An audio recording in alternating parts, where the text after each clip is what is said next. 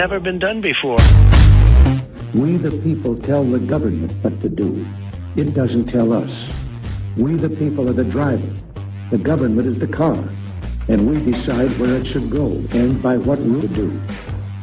We the people are free. And I hope we have once again reminded people that man is not free unless government is limited.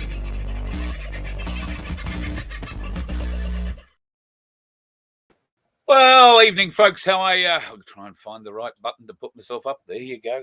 Takes a little while sometimes. I hope you're having a good day. Thursday, well, nearly the end of the week, and we're pumping our way through it. I hope your day has had, good bits to it. Let's hope it does. I want to say good day to Margie Sedgman, who I spoke to this morning. She's still in hospital and recovering. Thank you to everybody who is putting forward prayers for her at the moment. She is, it's a slow recovery, let's just say that. But she's feeling a lot better. So fingers crossed, get that pin in her arm working right, and I'll get her into a rehab centre in the not too distant future, please. But thank you for your continued support for her and the others that we have on the prayer list. Not least of all is me, for the likes of Tony and Rachel and so many others who help me out from time to time. I can't thank you enough. Aussie Sue, first in the house tonight. I saw somebody else say, "Oh, I'm first in the room." You might be on the Rumble channel, first in that room, but you're not first in the room. Put it that way. Aussie Sue was. Andrew was in straight after her. Tony, g'day. I hope you're doing well, mate. Don't know Tony. Oh no, we'll talk about that a little later on. Also, Vitality Info. I like the way that sounds. Vitality Info. Dave O, haven't seen you around for a while, mate. I hope you are doing well. Yeah, of course they're coming to take our cash. Well, they're going to try, and it's up to us to make sure it doesn't. They're going to limit cash access, but it's up to us to try and broaden the scope of those limits, I think. But we shall see what happens. Spazza, good to have you in, brother. G'day, Daniel. Nice to have you. And What That, who has today gone and booked himself on our Freedom Cruise. Have you done it? I don't get told if anybody has signed up for the cruise unless you tell me you've done it. So if you have done it, please let me know. If we get people, well, there'll be me and there'll be What That and there'll be his son so far. I don't know who else is booked, but I do want to get some numbers. I was talking about it with someone a week ago, that I would like to get us all a shirt or something so that we can, look like a bit of a wanker group. It won't be a shirt. I'll find something nice, though, a bit of a present for us all that we can identify ourselves with. There's no need for us to walk around looking stupid, I don't think, but we'll figure something out. But I need to know. I need to know numbers. So if you are going and want to come on that cruise, I'll put the details of that up just while we're thinking about it. It's pretty easy to do. And What That today sent me a message that said, well, he likes to use cash, as most of us do. And he was able today to go and book for the cruise using cash through a travel agent. Now, all he had to do for that was take in these details. All right, for the Carnival Cruise, May 4 to 8, and our personal cruise manager, Annette, the lady or the man, whoever it was, at the travel agent, then rang the phone number, dialed the extension, got a hold of Annette, and it was all set up. Sweet, all done. So if you're one of those folks who wants to use cash rather than use your card to pay for that and other things, then please feel free. You are able to do it very happily. Head into a travel agent, and if that one doesn't do it, go to another one. It's that simple. Bugger them. So yes, they're coming to take our cash. Ho, ho, ho, ho, ho, ho. What are we going to do about it? Well, in the description in this program, you'll find a link to a submission page. Now, that submission page is going to ask you to make a submission. Follow the submission guidelines.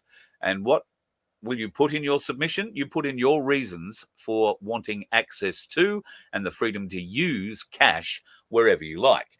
Now, at the moment, they're wording this in very interesting ways. The mandating cash acceptance exposure draft regulations is available for you to view. I will just copy that now and paste that in the chat so that if you want to, you can go and have a bit of a look at what I'm looking at here. Now, this is a feedback page to give feedback on the Competition and Consumer Industry Code's Cash Acceptance Regulations 2025. It creates a new mandatory industry code for grocery and fuel retailers that makes them accept cash with some exemptions. The draft regulations propose applying a mandate to in-person transactions under $500. They include an exemption for small businesses, meaning that they don't have to accept your cash under $500. The government will review the mandate after 3 years. What damage do you think will be done to our nation in 3 years? What control features do you think they will be able to employ over us in 3 years? A huge amount. A huge amount. Now, the Treasury is consulting on mandating the cash acceptance from December 19 through to February 14 of next year. On this page, you will be able to submit your submission. But please read the submission documents so that you know how to format your submission, so that it just doesn't get ignored because you didn't put the right heading on it. Okay, because that can happen. And they take every opportunity to ignore submissions, particularly when they're focused on such a shithouse mandate. But Chalmers, the Treasurer, has used some sneaky language. Jim Chalmers has quietly released his little cash mandate regulations last Friday and have given Australians less than 2 weeks to comment on it before the rules are finalised. Less than 2 weeks. So get onto it, folks. Get onto it now. Now, he's previously promised that cash acceptance would be compulsory for all essentials, including food, medicine, and fuel. But the actual draft regulations limit the mandate to supermarkets and petrol stations only, and only up to a limit of $500. What they are essentially saying is that, yes, you can use cash to buy essentials. And the way that they've worded it is simply that. Oh, you know, you'll still be able to use cash for essentials. So you'll be able to use it to buy your milk, your bread. Maybe not your smokes. Only essentials. That's what they're going to limit cash to, the essentials. So what happens to all the people like us who buy everything with cash, not just the essentials? How is that going to work? And more particularly, what do your local businesses think about it? What does small business think about it? Is cash handling such a problem? I remember the days where there was an envelope or a sack that all the cash went into, and the trusted member of staff took that sack to the bank and threw it through the hole in the wall at the bank. They didn't have to go in and sit down and count it all out or do anything like that. That was all done back at the office and submitted through that satchel through into a safe in the side of the bank, anytime, day or night. Of course, you've got to have people inside the bank who can count. And God knows the banks are trying to get less and less people inside their banks, especially the ones that deal with people. We don't need that. We need to employ computer programmers to stop the fucking hackers. And the hackers have been at it again today. They've managed to break into government systems again. And yet our moronic, foolish leaders seem to think, I'll be right. No, there'll be no problem with any of this. Lack of cash in society is going to be a monumental issue. It will be linked into your digital ID. So if you can't have cash and you've only got digital dollars and you get put on the naughty list, guess what?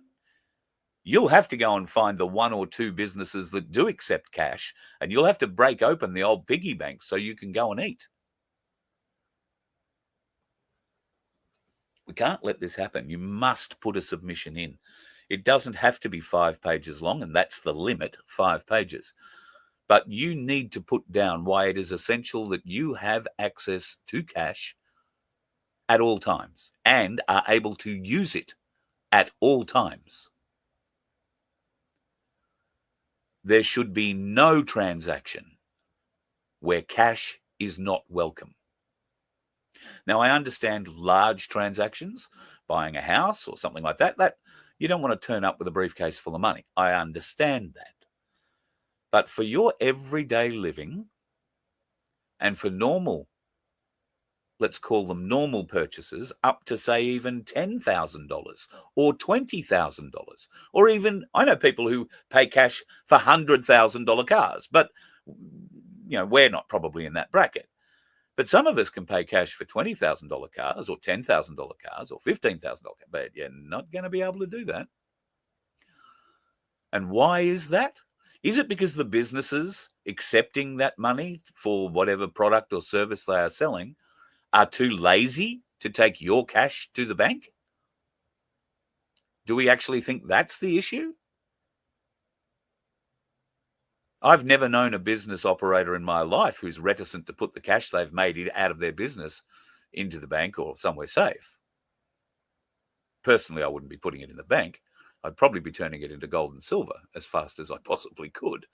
But I understand if you're running a business, you've got to pay your bills, you've got to have cash flow, all that kind of thing. Well, cash flow means cash, doesn't it? Not digital flow,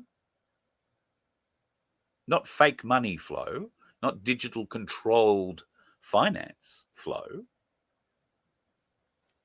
But it's going to keep coming, folks. They are going to keep pounding on this. And it's a mandate. Remember, mandates are not compulsory. But unfortunately, as we discovered during the COVID-19 farce, there are a lot of less than intelligent people running businesses who just think that, no, the government said I've got to do it, I've got to do it. You don't got to do it at all. And if you know people in business who don't want to accept cash, please ask them why, because I honestly do not understand the reasoning for it. What is the problem of accepting cash and putting it in the bank? If that's where you want to put it. How hard is it to put that cash in the bank? Personally, from our side, I don't think it's hard at all. But the banks are making it increasingly harder for us to find them and open one. But then once you get inside, you are not dealing with staff who deal with customers anymore. I had the unfortunate experience a couple of weeks ago. I had to go into an ANZ bank. I went to walk over to where the tellers, what I thought was the tellers, and I was immediately cut off by this bloke who swanned across from his station, floor managing. Oh, sir, can I help you? I said, yeah, well, I want to take some cash out. And he said, oh, you can do that at the machine. I said, well, it's a couple of $1,000. We had to pay for something, and I don't know, I forget now what it was, but we were paying a couple of $1,000 for something, and thankfully we just managed to have it. And I went in to go and get it. And, oh, no, you can do that at a machine. I said, but it's over $1,000. Oh, well, you can do that too. Don't worry about that. Turns out at those machines in the banks, you can make a transaction, put your cash into those machines up to $50,000. And you can, with the appropriate ticks and recognitions on your card, I suppose, take that money out of them. The banks do not want you in their building anymore. They will say it's because of security. Oh, bank robbers. People don't rob banks anymore. Banks are unrobbable these days. Or they're probably not unrobbable, but they're pretty hard to escape from. So gone are the days of masked marauders carrying guns, running into banks, holding up tellers. That does not happen. There are much easier marks than going into a bank.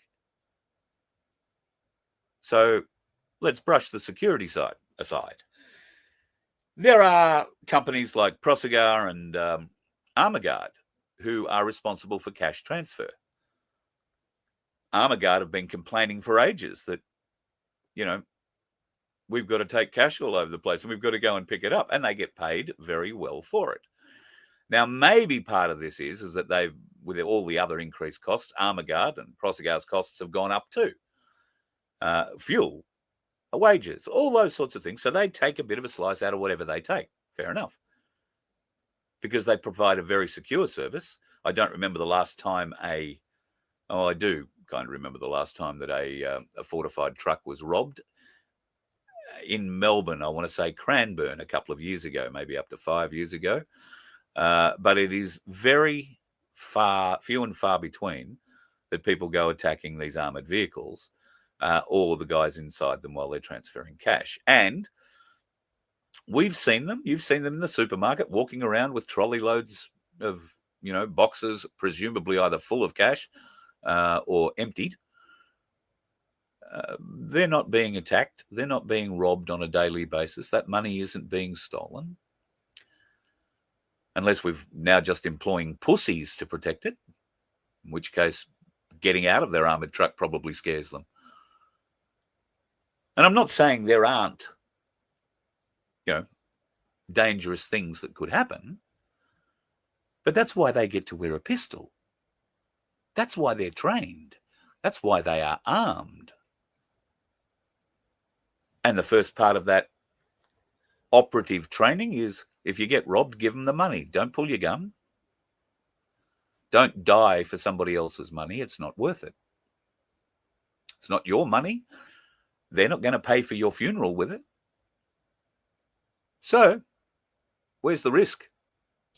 Just give it to them if you get in that position. It's all insured.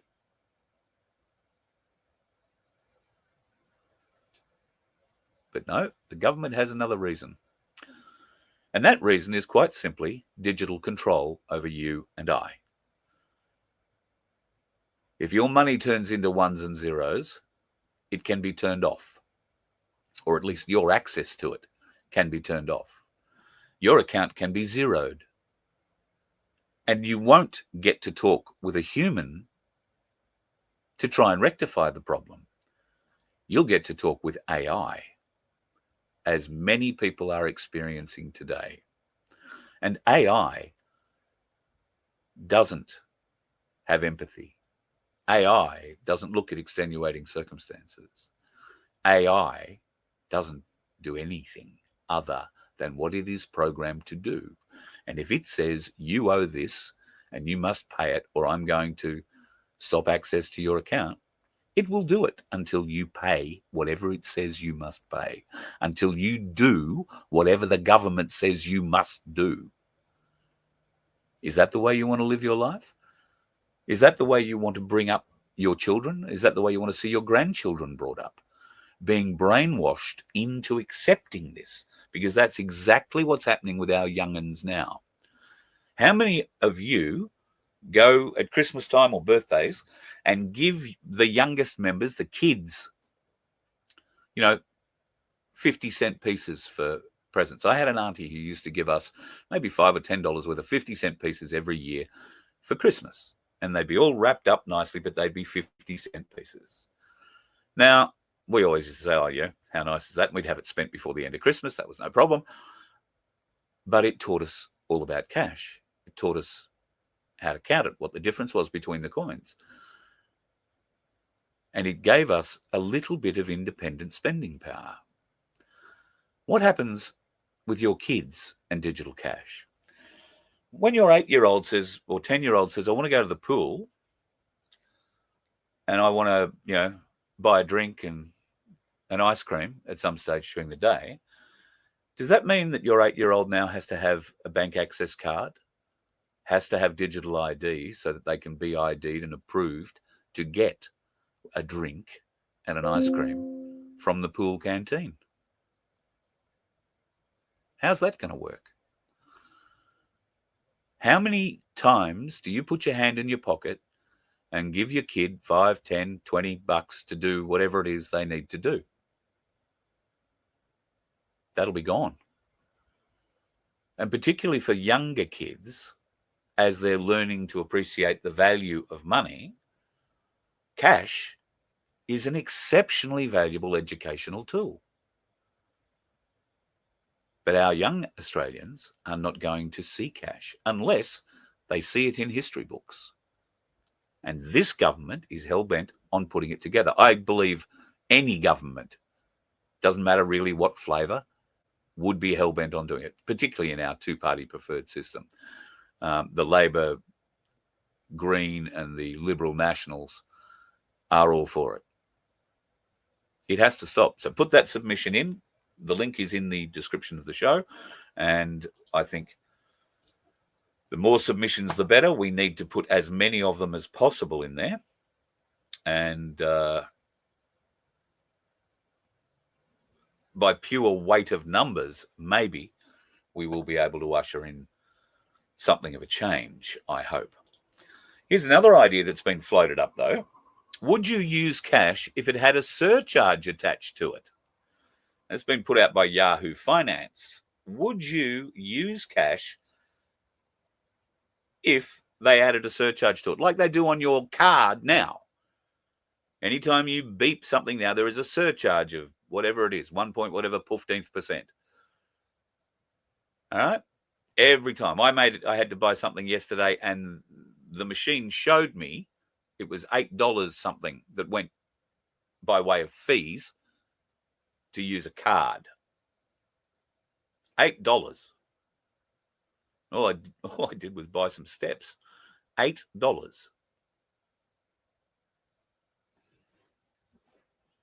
How are they going to do that? How are they going to level that against you? When you get your cash out is how they're going to level it against you. You know that $2 to $5 you pay now using an ATM that isn't a flavour of your bank? That's how they'll do it. Same deal.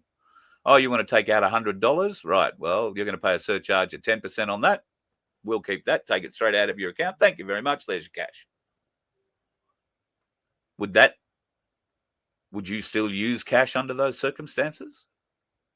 What if that fee was higher than using your card and the fee that attracts? Because they will coerce us into doing this. Coercion is what the government does. If you haven't figured that out yet, we've got a long way to go. Speaking of coercions, digital ID, total surveillance, 100%. And there's a lot more of it coming our way. And why do they want to get all this in place? Well, because there's a new pandemic coming in the not too distant future. In 2022, Johns Hopkins, the highly regarded medical institution in America, undertook another one of those meetings where they tabletop and play out a pandemic. Now, they did this back in 2019 and under Obama. Actually, in 2017, I think they started it. And they played out a tabletop global pandemic crisis using a coronavirus that was striking people down all over the world. When Donald Trump was elected, Fauci told him in no uncertain terms, this is his first term, that there would be a pandemic in Trump's first term. Not that there could be, not that there might be, but that there would be. And of course there would, because they'd planned for it.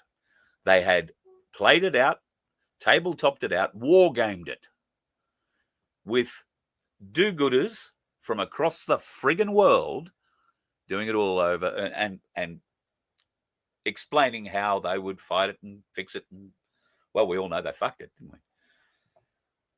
They're doing it again. So Johns Hopkins,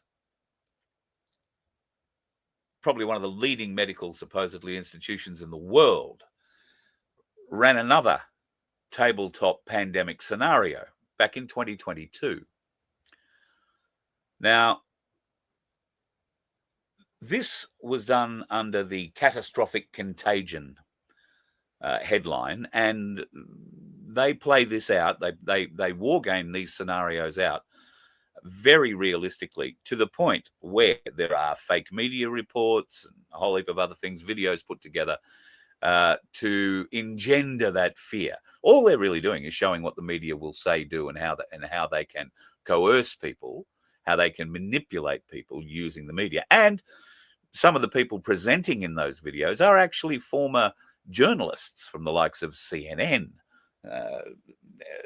MSNBC, and some of the lesser, less scrupulous versions.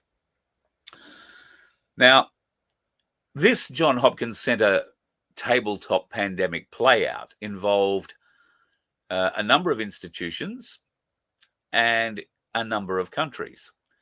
They did it in Belgium and somewhere out of the United States. Oh, and interesting to note too that that BlackRock and JP Morgan were heavily involved in funding it.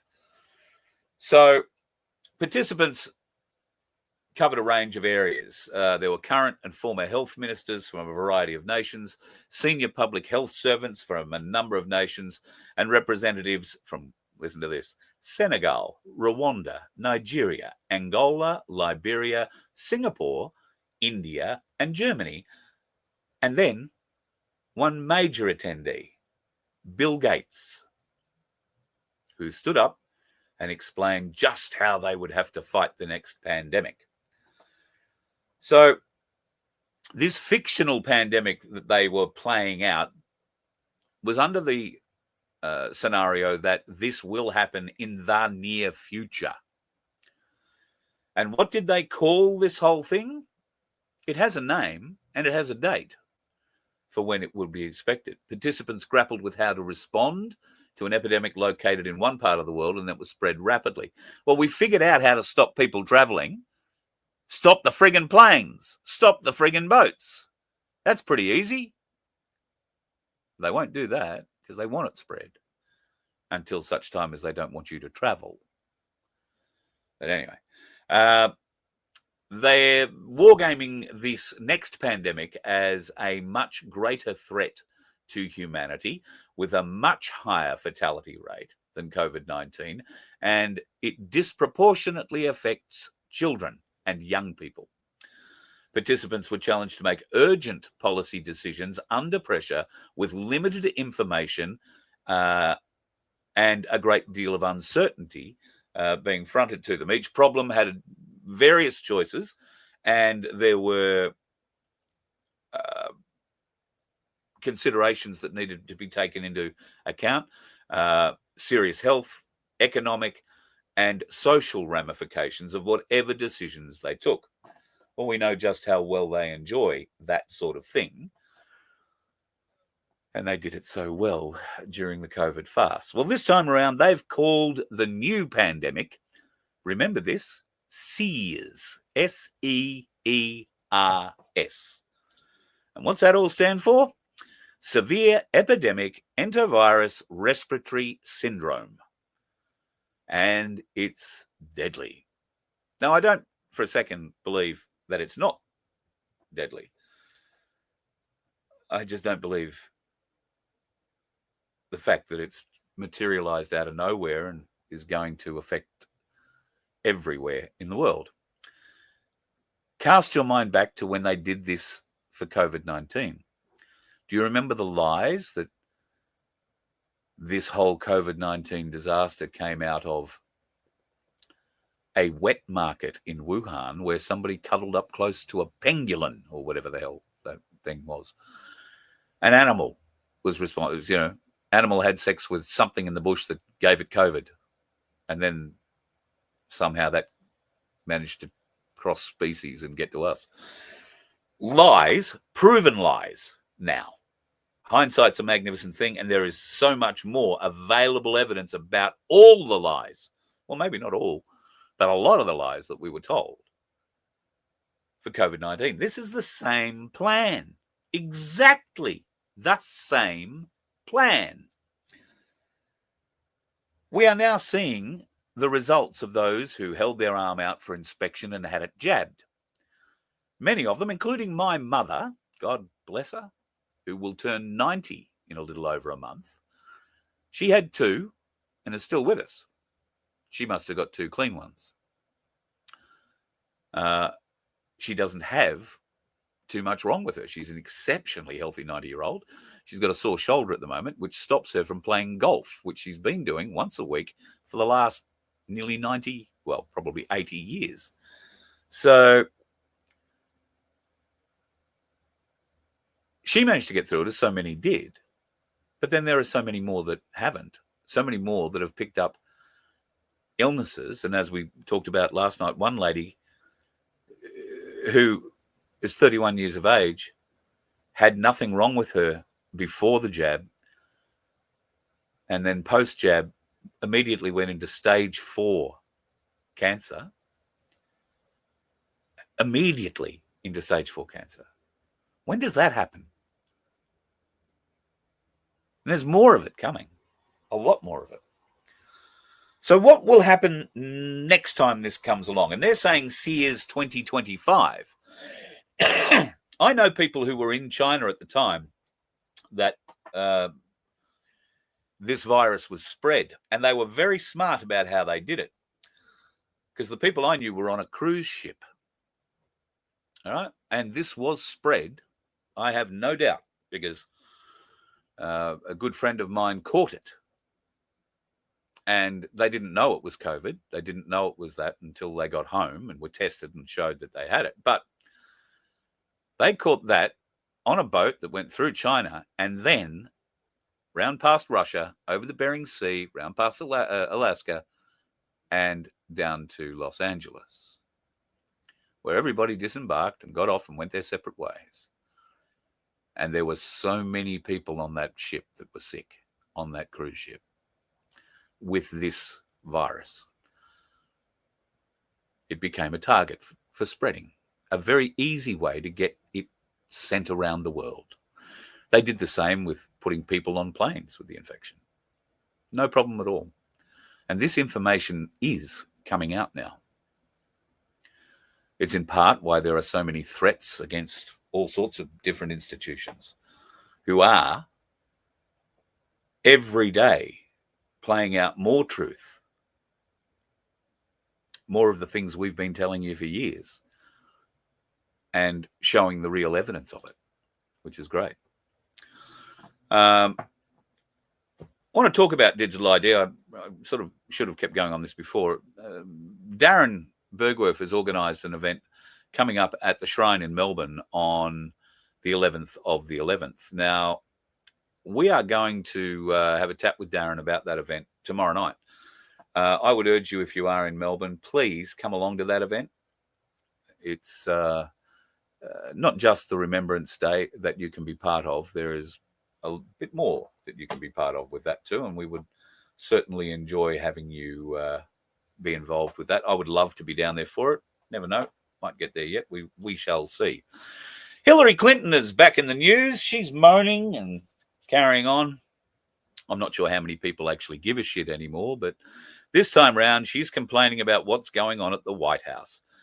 For those people who are unaware, Donald Trump is sick to death of the lack of facilities at the White House when it comes to hosting state dinners. Currently, if they are hosting a state dinner for a international dignitary, they have to put up some sort of marquee on the South Lawn, and there's weeks involved in doing that, and then another week or two involved in pulling it all down. It's a very messy thing.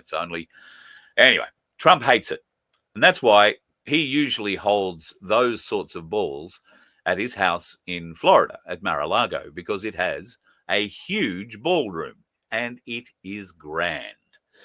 Trump has been all around the place saying how grand he's been accepted into many places, very grand receptions, and America doesn't have one. So he's decided they're going to have one. He's going to attach a ballroom to the White House. That means that they need to do a few renovations.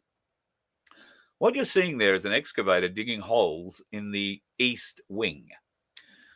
The East Wing of the White House is the oldest portion of the White House by a long way.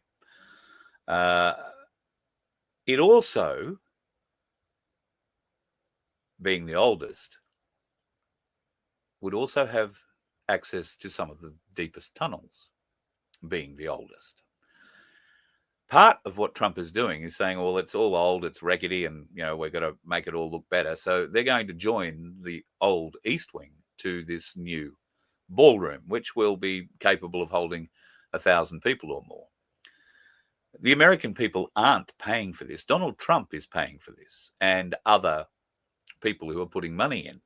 I'm not sure if that would involve Elon Musk or anybody else, but Trump doesn't need a huge amount of help because he's using the money that he's won out of defamation cases that he has taken out against various government officials and lawyers and people in private industry, and he has won them.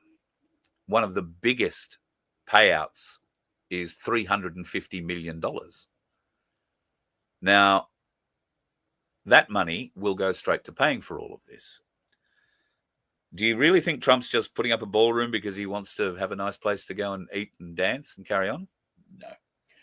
I think what they're doing is closing down the tunnel systems. I think what they're doing is removing evidence of what happened, and they usually do this with sites that have had terrible horror attached to them. And I will use Port Arthur as an example, the Broad Arrow Cafe. Now, I think it was 6 or 8 people died in the Broad Arrow Cafe. Many more were wounded. And aside from all the questions about why the fire escape door would be locked that day. Anyway. So the Broadacre Cafe was torn down after the investigation was finished with. All it is today is an open area, essentially an open walled room with a plaque of remembrance and a little water garden out the back, a remembrance area out the back. Now, they do this to remove, I guess, the voyeuristic intentions that some people have to come and see sites like that. And I think that's what's happening at the White House. I think they are removing all of the old access points. I think they are removing, not hiding evidence. We will eventually be told of what the evidence actually is, I'm sure. But when we are told, what they won't want people doing is coming to see it. They don't want to make the evil that was done there a tourist attraction.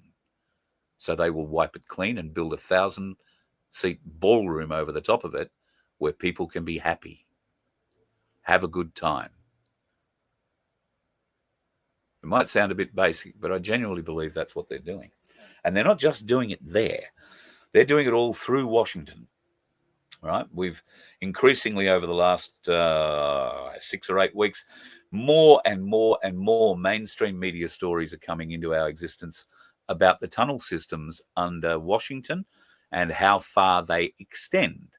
The Smithsonian tunnel system in the mall links all of the Smithsonian institutions. The White House has tunnel systems that link into tunnels, that link to all of those areas. There are tunnels from the FBI and the CIA leading to various other government agency offices inside Washington, D.C., and vice versa. I don't doubt that there is a need to maybe have a subterranean travel system to get people from place A to place B fast, and certainly a closed-loop rail system or a hyper-fast rail service. Well, that doesn't make much sense. In Washington, even on a relatively small underground system, you would be able to get from place A to place B very quickly. But what if you needed to go further afield? Well, there are apparently those sorts of tunnels as well, with maglev trains capable of crossing the United States in less than 3 hours. Now, will we ever see the proof of that? God, I hope I live long enough to. I really do. And I genuinely believe it happens. Same as I genuinely believe that all the hoo-ha that you're hearing about the Trump thing at the moment is more bullshit and more distraction than absolutely anything else. So just bear that in mind over the coming months as we go forward. Here is an interesting little document. Now, this is a document which, if you can read the top of it, says, "I certify I witnessed this being printed at the federal member, Matt Thistlethwaite's office at 14:18 hours on the 3rd of the 9th, 2014. And it's signed there by Gypsy, I'm gathering. I will read this to you. It is a letter from David Previtt, who is involved with the New South Wales Police. And, well, he's made some interesting observations. Having refreshed my knowledge of Article 2 of the Geneva Convention and taking into account the actions of the unelected government of 1975 in regards to the bloodless coup d'etat undertaken in Canberra on November 11, I am more aware of my role as an armed occupier of these lands. My position as an agent of the Crown is juxtaposed with my role as an armed occupier. Clearly, under the Geneva Convention, I am at war with my own government, the Crown, and myself. I patiently await the arrival of agents from a foreign land as they arrive to extradite me to an international court, possibly The Hague, where I may be held accountable for my actions. In the meantime, I will assume the status of hors de combat. As such, I can no longer engage in this futile battle with you, as entertaining as it's been, and I too invoke my rights as recognised by the Lieber Code of 1863 and Article 2 of the Geneva Convention of 1945 and its protocols. You are now barred from contacting me in any format. Thank you and good night. Now, that is a document that's 11 years old, but you can tell by the rather official stampings on it. And while I haven't got the actual physical document in my hand, can't tell you that it's 100% honest and real. It does bear up, and there is some cross-referencing that you can find available for it. So I haven't found a lot of that, and I am planning to keep going. But if, as that letter suggests, the police officer became aware of it, he clearly didn't give a shit. And that's exactly the kind of crap we face. And that's why a Kraken is needed. Sidney Powell put out a tweet. Well, the feds have just indicted the company Smartmatic. That would be the company whose lawsuit against me for defamation and seeking over $1 billion was filed in early 2021. That defamation action fell flat on its ass. Some smart-ass sent in, are we finally going to see the release of the freaking Kraken? And then General Flynn replies, Sydney is the Kraken. And I couldn't agree more. Sidney Powell, one of the most intelligent women, one of the most intelligent human beings in the world, is, well, I'm not sure that she's the only one now, but she was at the time the only senior lawyer in America capable of prosecuting both civil and criminal trials and military trials. She was capable of representing in military courts.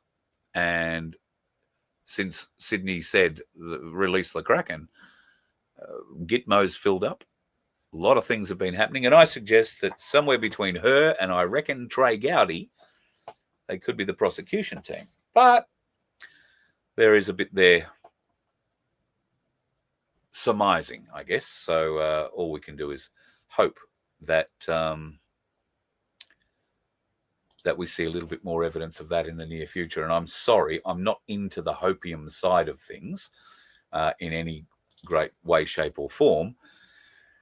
But at least I think we need to acknowledge that Sidney Powell came out, made some very, very dramatic and large statements, and then disappeared completely off the scene. A lot of people were still talking about her, General Flynn amongst them, and talks about her a lot. But there are a lot of other well-connected folks in the US who have had interactions with her, and all of them say she is working deeply behind the scenes, doing the good that's going to save America and doing really, really good action. So fingers crossed that is, in fact, what is happening. If not, we all might have to go out and make a proclamation. This is a public proclamation for the return of the dead fiction and withdrawal of consent, effective from the 31st of October 2025. Where the Spirit of the Lord is, there is liberty. To all commonwealths of the world and to all people under Almighty God, Be it known and declared before heaven and earth that all men and women born under the natural and divine law of the Almighty, and heirs to the peace and justice of the Commonwealth, do hereby give notice of the withdrawal of all presumed consent to governance, registration, or legal constructs contrary to truth, conscience, and divine law. Let it be understood that lawful authority proceeds only from God and from the free will of man, and that any government, corporation, or tribunal presuming authority over the people without such consent stands in dishonor before both God and man. Therefore, effective on and from the 31st day of October in the year of our Lord 2025, the people of the Commonwealth, under Almighty God, collectively withdraw presumed consent to all unlawful contracts, registrations, and identifications made or imposed under the colour of law, fraud, or coercion. Notice of return of instruments of presumed consent.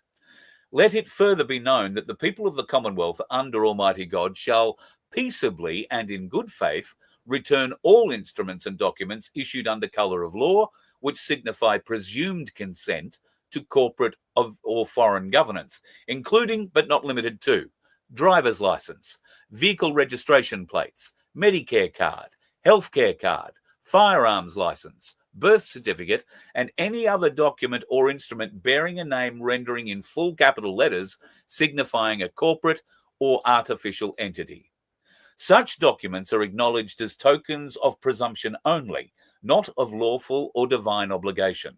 Their return is made without malice or rebellion, but in assertion of peace, truth, and freedom of conscience, that no man or woman shall be compelled to submit to any foreign or corporate jurisdiction contrary to the laws of God and the Crown in the right of the Commonwealth. By the authority of the people of the Commonwealth under Almighty God, issued and published on this, the 31st day of October in the year of our Lord 2025. Clearly, we are a couple of days short of that date, but this document has been prepared, and from what, I don't know who prepared it, that's trying to get to the bottom of that, but I am told that this document will be presented to every Commonwealth government in the world on the 31st of October. Now, does that mean that we all immediately race out and hand in our driver's license, our Medicare card, our license plates and everything else, our gun licenses? Can you imagine what would happen if you walked in and handed in your gun license? Well, you know what would happen. They'd turn up on your doorstep and take your guns that day. That day. And I don't know that that piece of paper that I just read you is going to stop them. So bear that in mind. But I brought that up tonight because I do see that as a very positive move forward. A very positive move forward.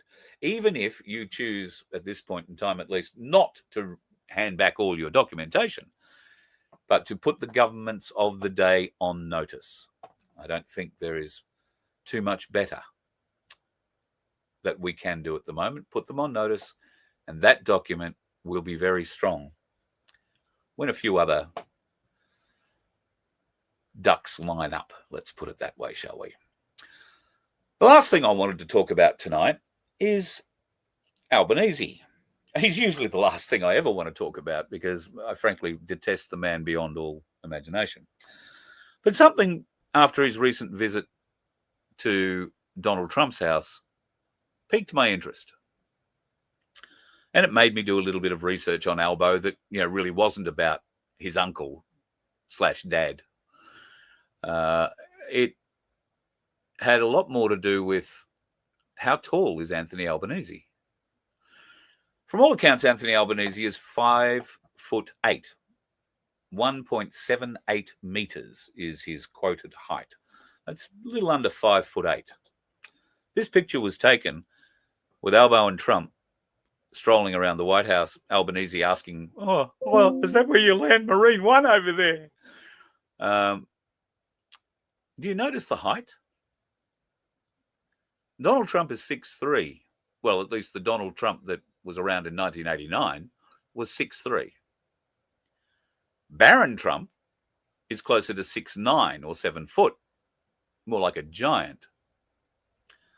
But Donald in this photo appears to be similar or even slightly shorter than Anthony Albanese. Things that make you go, Only there's so many things out there to see if you have eyes to see. I had this conversation with my mother today. I think I've mentioned here before that my family are not what you'd call very supportive of what I do. My daughter, I don't put in that basket, but Laura doesn't follow as closely as we do. She believes in some things and is pretty happy she didn't get the jab, but some of the other things we talk about, well, it's a bit far out for her too. But my mum, my sister, her family,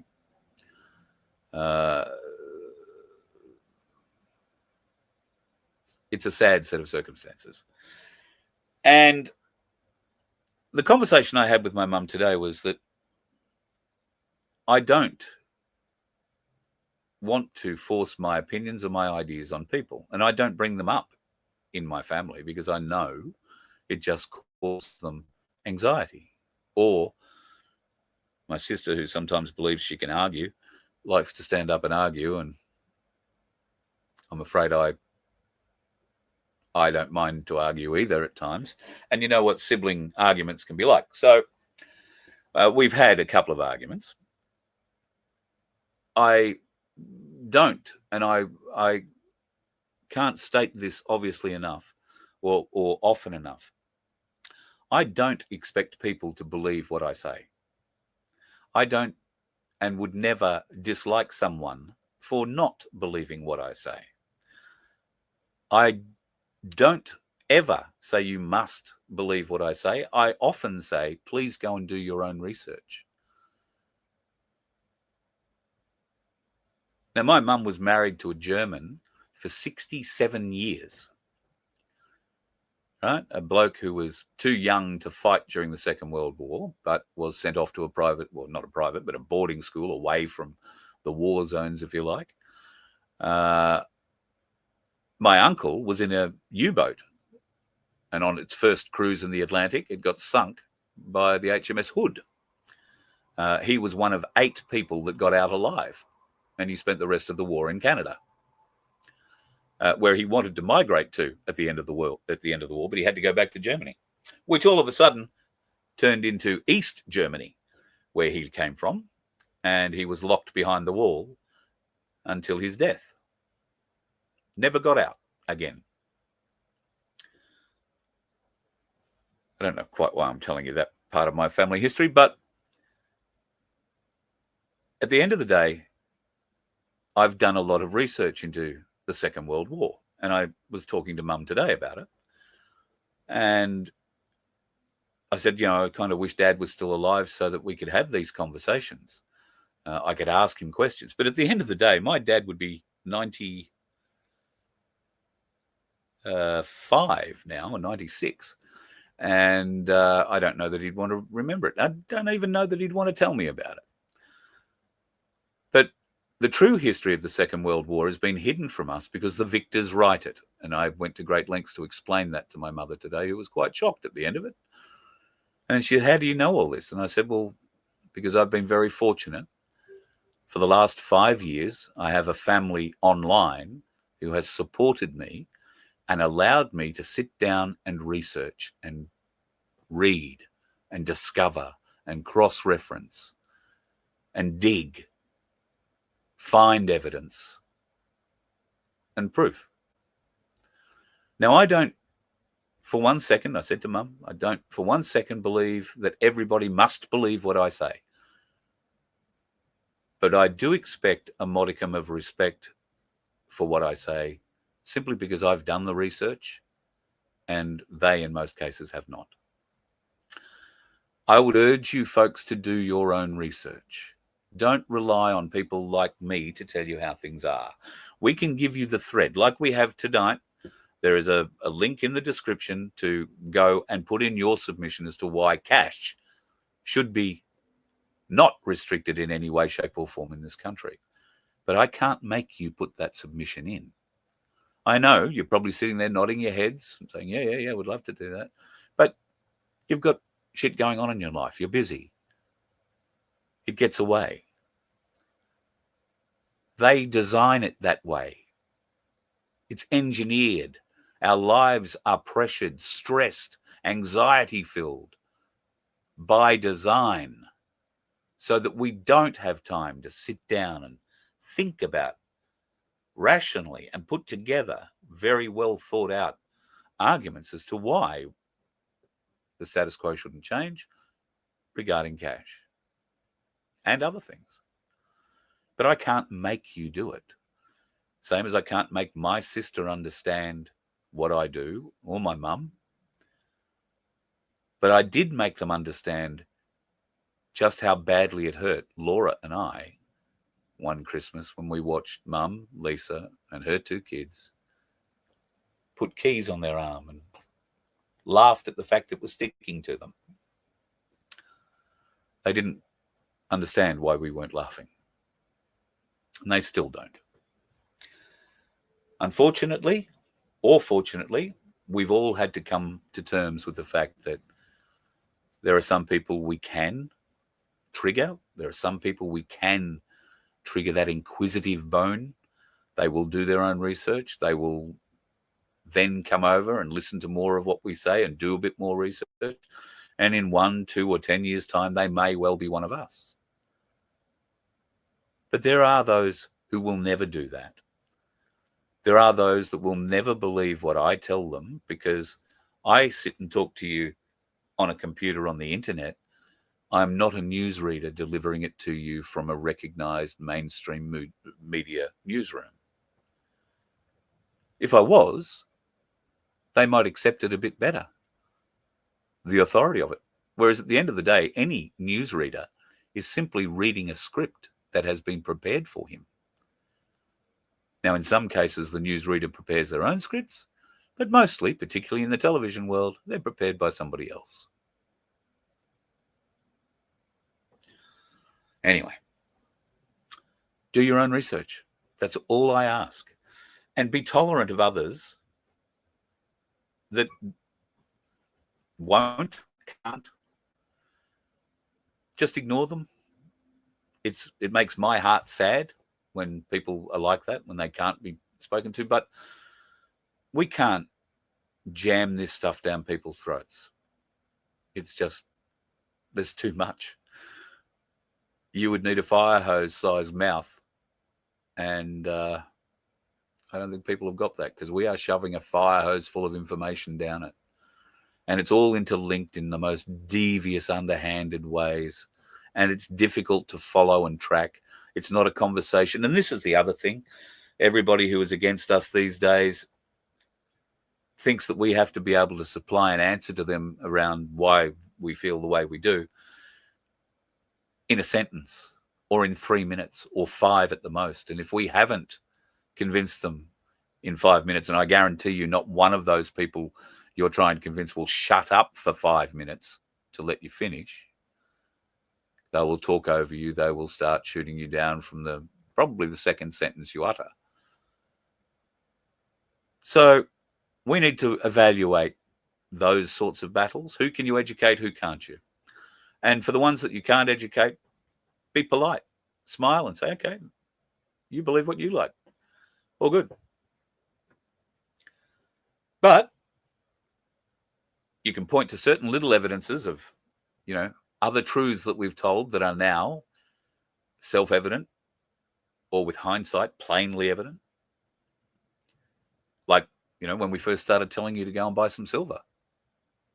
Those of you that did paid probably $36 for it, an ounce. Those that didn't probably picked a little bit up between that price and, say, $50. But it's only after it hit $50 people really started to think, oh, God, Carl was right. Oh, there is something going on there. And they started buying a lot. Not just you guys, all around the world. And don't think for a moment that the buying spree has ended. While there is a bit of a lull at the moment, and just checking out the ainsleyBullion.com.au website at the moment, the ticker price is $75.65. I'm just going to refresh that. $75.80. So it's been sitting at 74.20, 74.30 most of the day. In the last, hour, it's gone up $1.10, $1.20 an ounce. That's in the last hour. Gold also bouncing back a little bit.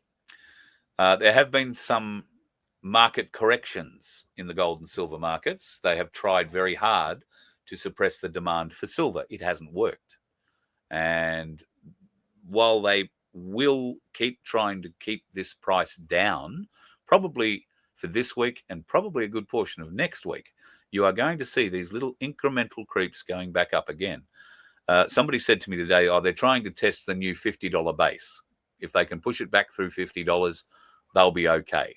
There is no way in hell they're going to push the price of silver back below $50 an ounce anytime soon. And if perchance somehow they were able to, it wouldn't stay there.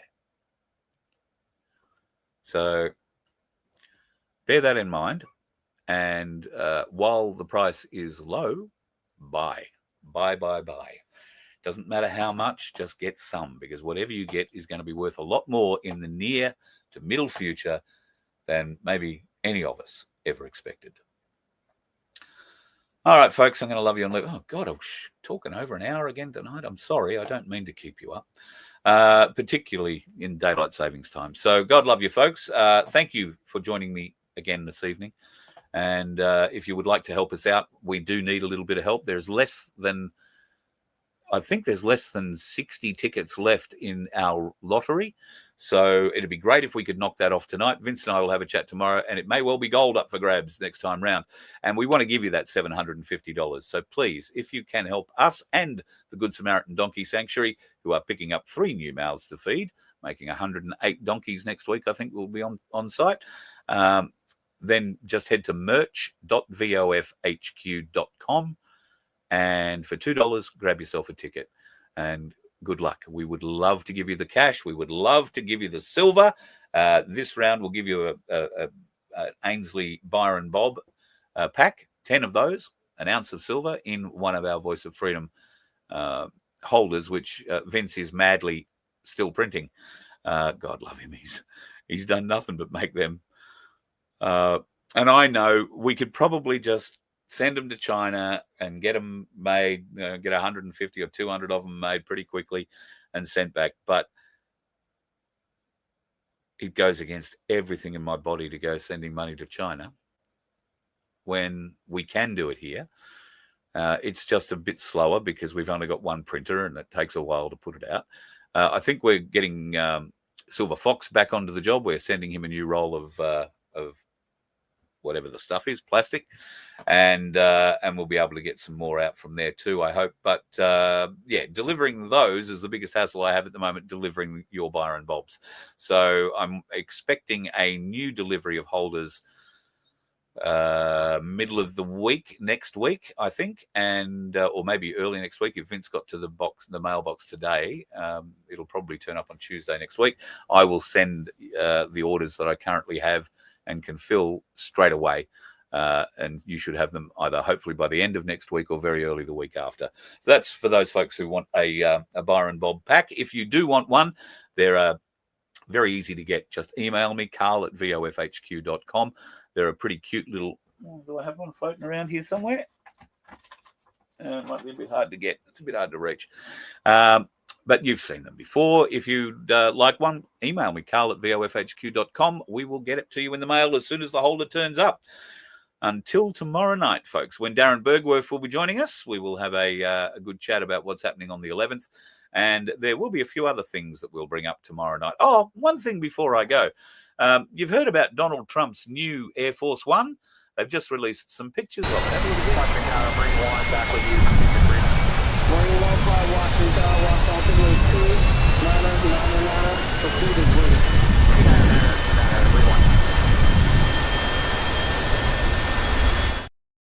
Gotta love AI, don't you? Be safe on the roads, folks. There's dickheads out there. Some of them are creating AI shit like that. You let one ant stand up to us, then they all might stand up. Those puny little ants outnumber us 100 to 1. And if they ever figure that out, there goes our way of life. It's not about food. It's about keeping those ants in line. That's why we're going back.